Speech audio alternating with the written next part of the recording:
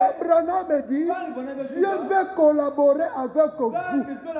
Dieu veut collaborer avec vous pour agir sa grandeur. Et Abraham me dit, Dieu veut que vous puissiez être heureux. Dieu veut que vous puissiez être sans souci. C'est pourquoi il pouvait dire, les petits troupeaux ne craignent point. Parce que votre Père a trouvé le bon plaisir de vous donner le royaume. Oh, quelque part, le Seigneur Jésus avait dit, le royaume de Dieu ne vient pas comme les hommes l'entendent. Il dit, celui qui est devant vous, un homme, c'est le royaume de Dieu. Or, le royaume de Dieu, c'est que la parole de Dieu puisse se faire chair en vous. Le royaume de Dieu, c'est pour que les écritures de Dieu puissent s'accomplir en vous. Dieu n'a plus besoin de chrétiens de parole. Mais Dieu, il a besoin de chrétiens qui vivent ces choses.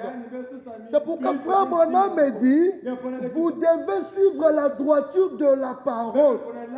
Et si vous pouvez suivre la droiture de la parole, et s'il y avait les autres qui avaient touché la cible dans les époques passées, dans les jours passés, aujourd'hui encore, c'est possible pour que vous aussi, vous puissiez toucher la cible de Dieu une fois que vous restez dans la droiture du Seigneur.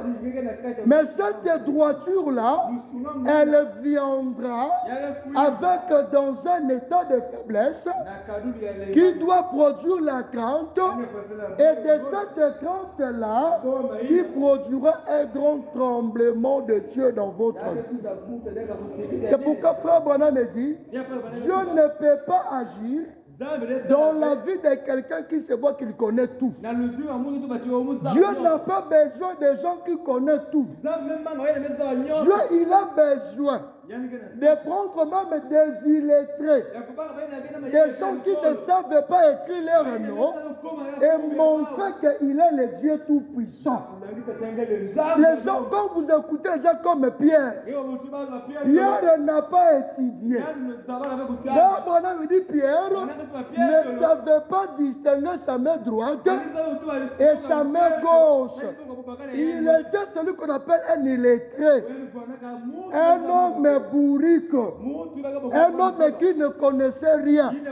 Mais ce que lui, il connaissait, il savait que les Écritures les avaient promis.